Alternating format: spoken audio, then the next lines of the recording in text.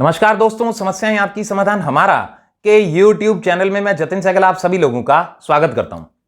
दोस्तों, हम निरंतर बात करते चले जा रहे हैं राहु महाराज के गोचर के बारे में, जो कि 23 सितंबर सन 2020 को मिथुन राशि छोड़ करके वृषभ राशि में प्रवेश करेंगे और 12 अप्रैल सन 2022 तक वो इसी राशि में रहेंगे। तो विभिन्न राशियों पर इसका क्या प्रभाव रहेगा, इसके बारे में हम बात कर रहे हैं। तो दोस्तों, अब बारी है धनु राशि के जातकों के लिए। धनु राशि के जातकों के लिए राहु महाराज का गोचर उनके 6th हाउस में आएगा। अब तक क्या था, वो उनके 7th हाउस में वो गोचर चल रहा था। इसके अलावा दोस्तों, नॉर्मली क्या है, ये बोला जाता है कि राहु महाराज जो हैं मिथुन राशि और वृषभ राशि दोनों में ही उच्च के होते हैं, और जब भी कोई प्लैनेट उच्च का होता है तो वो स्ट्रांग हो जाता है और अपने फल को बहुत स्ट्रांगली देता है।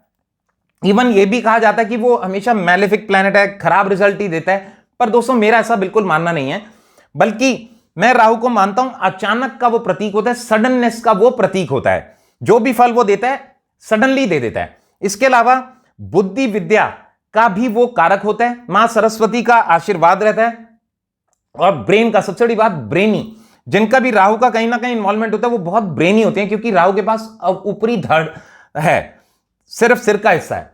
तो दोस्तों, धनु राशि के जातकों के लिए राहु महाराज जो है उनके 6th हाउस में, 6th हाउस रोग ऋण शत्रु कंपटीशन का है। तो क्या है दोस्तों, जितने भी धनु राशि के जातक है, अगर वो इस समय कोई किसी कंपटीशन में हिस्सा लेंगे, या ऑलरेडी कोई रोग उनके ऊपर चल रहा होगा, या कोई कोर्ट केस चल रहा होगा, या कोई कर्जा चल रहा होगा, तो वो सडनली आप देखेंगे कि वो कोर्ट केस या रोग अचानक से ही खत्म हो जाएंगे, अचानक से हेल्प मिलेगी। और अगर किसी कंपटीशन में हिस्सा ले रहेंगे और उम्मीद नहीं भी होगी, तो उसको अचीव करने की कहीं ना कहीं संभावनाएं अचानक से बन जाएंगी। इसके अलावा दोस्तों, राहु जो है गैर जाति का भी कारक होता है, या कुछ गैर एकदम डिफरेंट विद्याओं का भी वो कारक होता है। इसके अलावा दोस्तों, राहु महाराज की 3 दृष्टियां होती हैं, 5वीं 7वीं 9वीं, 1 2 3 4 5।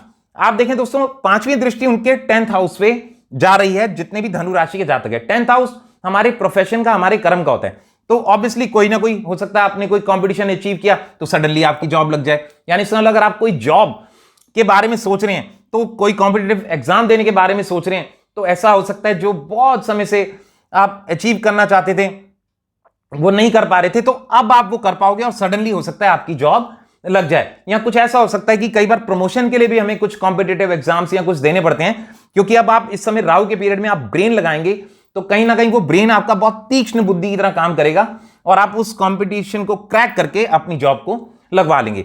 इसके अलावा दोस्तों, राहु महाराज की 7वीं दृष्टि उनके 12th हाउस पे।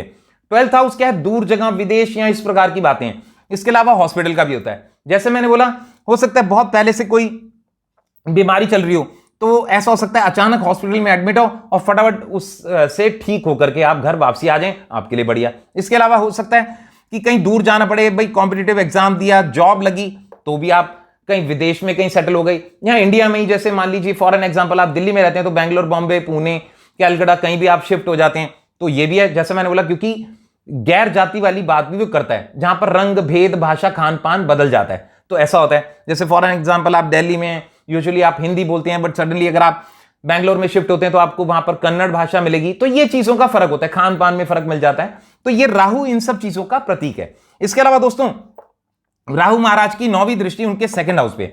2nd हाउस पे आने से सिर्फ एक हल्की सी प्रॉब्लम ये आ जाती है, वाणी में कड़वाहट आ जाती है। तो वो मेरी रिक्वेस्ट रहेगी धनु राशि के जातकों के लिए कि भाई वाणी पे अपना थोड़ा संयम रखें, अदरवाइज उसके कारण अच्छा भला जो हमारा पीरियड भी चल रहा होता है, वो सारा खेल बिगड़ सकता है। वाद विवाद की स्थितियां उत्पन्न होने से हमें नुकसान हो जाता है, तो वो बेटर रहेगा, उस पर थोड़ा सा कंट्रोल रखें।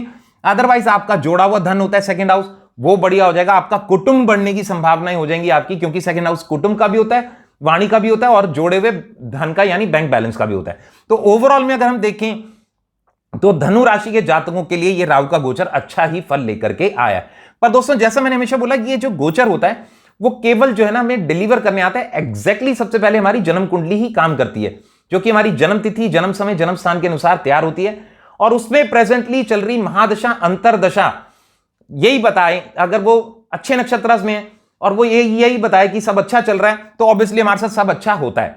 पर अगर वही जन्म तिथि, जन्म समय के अनुसार बनी हुई कुंडली के में महादशा, अंतरदशा नेगेटिव इंपैक्ट देने वाली है, यानी उसका स्टार लॉर्ड, सब लॉर्ड, सब लॉर्ड कॉम्बिनेशन अच्छा नहीं है, तो हमें उतना बढ़िया इंपैक्ट या उतना बढ़िया रिजल्ट नहीं मिल पाता। पर दोस्तों जैसा मैंने बोला, ज्योतिष कभी भी डराने के लिए नहीं बनाया गया।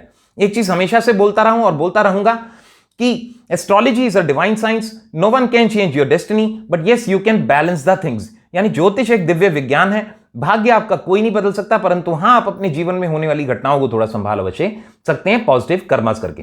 तो जितने भी धनु राशि के जातक हैं उनको अगर ऐसा लग रहा है कि कुछ समस्या आ रही है, उतना फ्रूटफुल इंपैक्ट इस राहु के गोचर से हमें नहीं मिल रहा, तो उनके लिए बहुत बढ़िया रहेगा कि वो एवरी सैटरडे या वीक डेज में कभी भी ऑन एंड ऑफ जब भी मौका मिले, किसी गरीब जरूरतमंद को, कोढ़ी अपाहिज अपंग व्यक्ति को कुछ बढ़िया सा अगर वो खाना खिला देते हैं तो देखेंगे ये राहु का गोचर उनके लिए अच्छा होता चला जाएगा।